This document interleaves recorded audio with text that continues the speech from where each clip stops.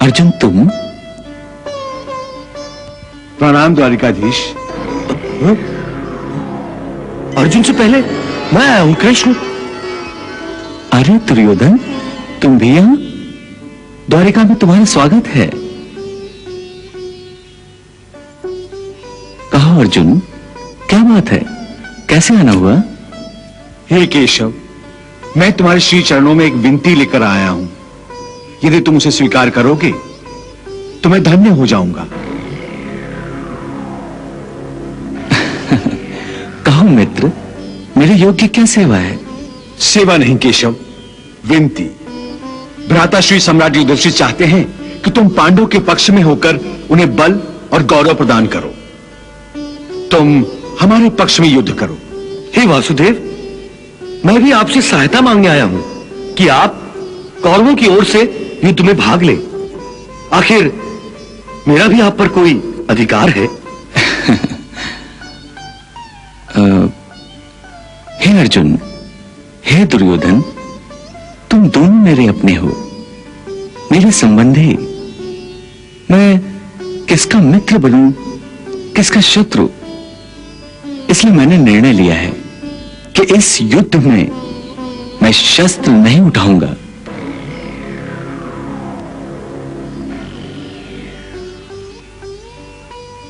परंतु तुम दोनों मुझसे सहायता मांगने आए हो, इसलिए सुनो। एक ओर होगी मेरी चतुरंगिनी सेना जो युद्ध के लिए तैयार है, और दूसरी ओर मैं कृष्ण जो युद्ध में शस्त्र नहीं उठाएगा। अब तुम दोनों इसमें से किसी एक को अपने अपने पक्ष में चुन लो। अर्जुन से पहले मैं आया हूं वासुदेव, इसलिए पहले मैं ही मांगूंगा। परंतु हे दुर्योधन, मेरी दृष्टि पहले अर्जुन पर ही पड़ी थी, इसलिए पहला अवसर अर्जुन को ही दिया जाएगा।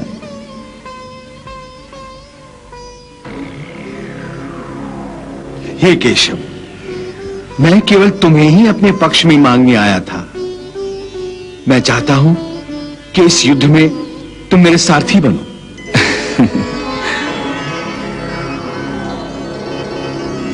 और दुर्योधन तुम? मैं आपकी चतुरांगिनी सेना मांगता हूं। तथास्तु।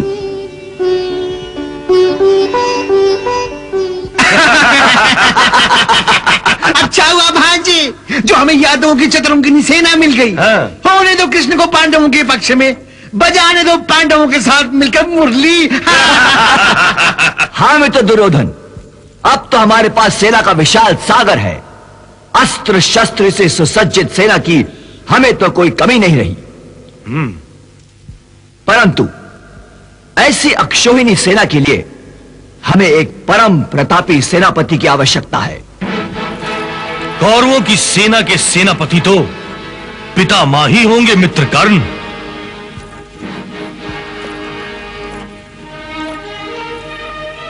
मैं अवश्य कौरवों का सेनापति बनूंगा वत्स, अवश्य सेनापति बनूंगा। मेरे होते हस्तिनापुर की ओर कोई शत्रु आंख उठाकर भी देखे, यह संभव है वत्स, यह संभव है। मैंने हस्तिनापुर और हस्तिनापुर के राज सिंहासन पर बैठने वाले राजा की आजीवन सुरक्षा की सौगंध उठाई है। परंतु वत्स, इस युद्ध में मेरी भी एक शर्त होगी। शर्त? कौन सी शर्त पितामह? वत्स, मैं इस कुरुवंश का सबसे ज्येष्ठ व्यक्ति हूं। मेरी ही गोद में बैठकर और मेरी ही बाहों में झूला झूलकर तुमने और पांडवों ने अपने बचपन से जवानी तक की यात्रा तय की है।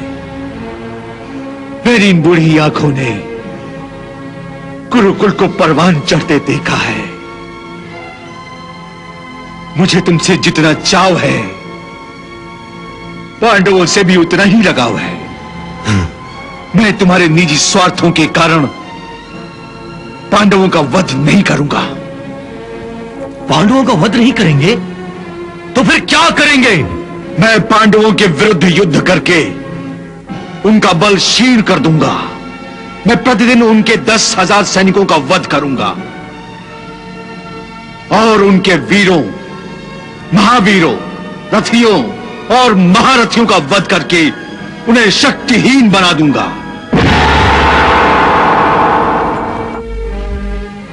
परंतु मैं पांडवों का वध नहीं करूंगा।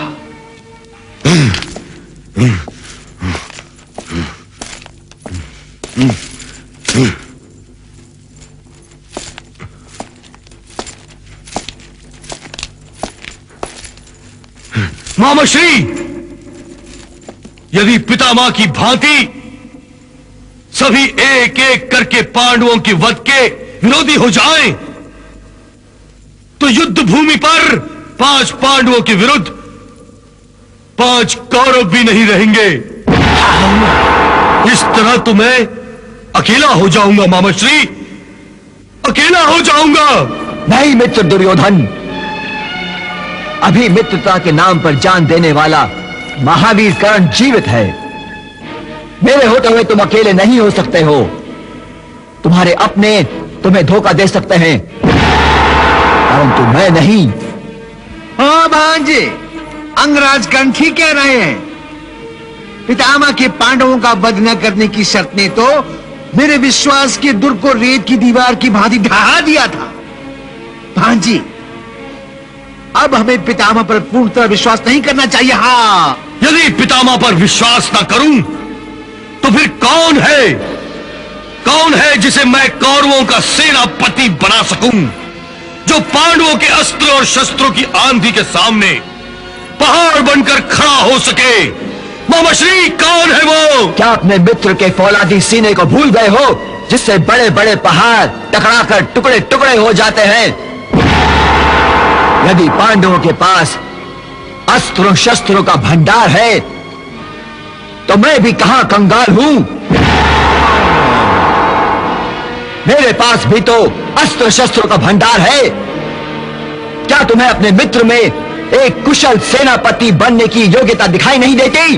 देती है अंगराज कर्ण, सारी योग्यताएं दिखाई देती हैं, परंतु एक अयोग्यता ऐसी है जो तुम्हें दिखाई नहीं देती, और वो तुम्हारी सारी योग्यताओं को खा जाती है। हाँ, अयोग्यता?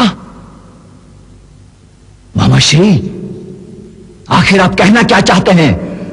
वही जो तुम्हें सुना तो सदैव, परंतु माना आज तक नहीं, कि तुम एक सूत पुत्र हो। सूत पुत्र? मैं सूत पुत्र नहीं हूं मामाश्री।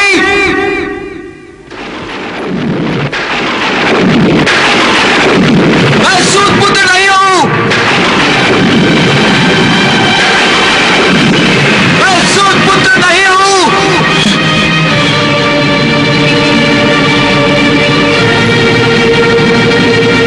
मैं सूत पुत्र नहीं हूं। शकुनी बाबा, मैं सूत पुत्र नहीं हूं।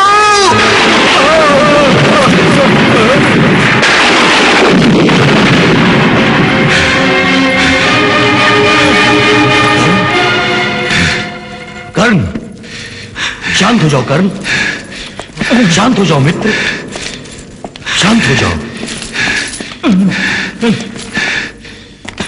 शांत हो जाओ मित्र, शांत। सूत पुत्र कहलाने पर इतना उत्तेजित होने का कोई कारण नहीं, क्योंकि शास्त्र कहता है कि अपने पिता के नाम का सदा आदर करो। पिता कैसा भी हो, बड़ा आदमी हो या छोटा आदमी हो, सुंदर हो या कुरूप, पुण्य आत्मा हो या उसके हाथों कोई पाप भी हुआ हो, तब भी अपने जनक, अपने पैदा करने वाले पिता के नाम का सदा आदर करो। परंतु दुर्योधन, मैं सूत पुत्र नहीं हूं। सूत पुत्र नहीं हो? लेकिन तुम्हें इस सत्य का पता कब चला अंगनरेश? जिस दिन सभी राजकुमारों ने रंगशाला में अपनी अपनी अस्त्र कला के कौशल दिखाए थे,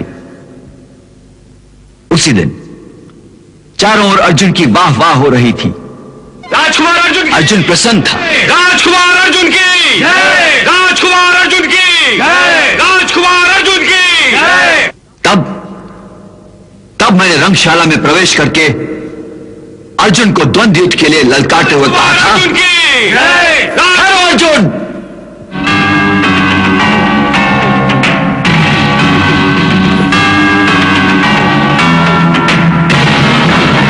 इस संसार में सर्वश्रेष्ठ धनुर्धर की उपाधि पाने से पहले तुम्हें मेरे साथ द्वंद्व युद्ध करना होगा।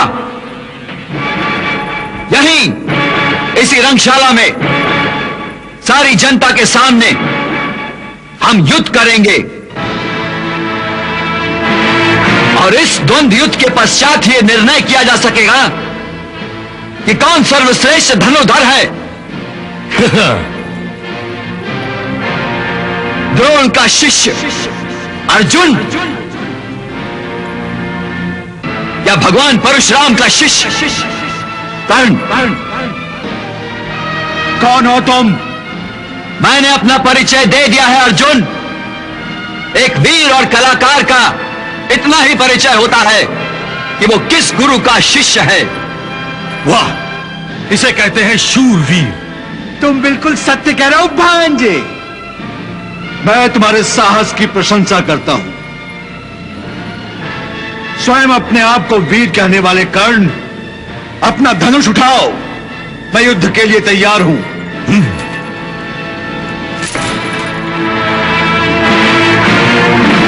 आज्ञा दीजिए गुरुदेव और आशीर्वाद दीजिए कि मैं अपने कीर्तिमान गुरु के यश को और बढ़ा सकूं। तनिक ठहरो वत्स,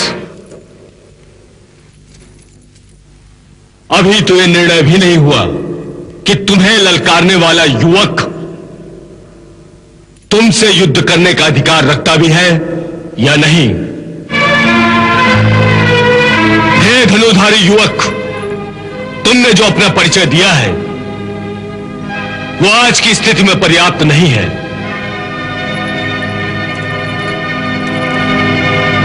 क्योंकि केवल गुरु का नाम लेने से ही तुम्हें राज्यसभा में किसी राजपुत्र के साथ युद्ध करने का अधिकार नहीं मिल सकता।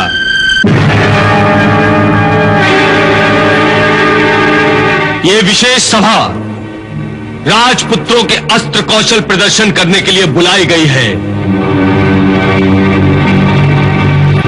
सो हे युवक, मैं अर्जुन को युद्ध करने की अनुमति दूं, इससे पहले तुम्हें यह बताना होगा कि तुम किस राजा के पुत्र हो अथवा किस देश के राजा हो।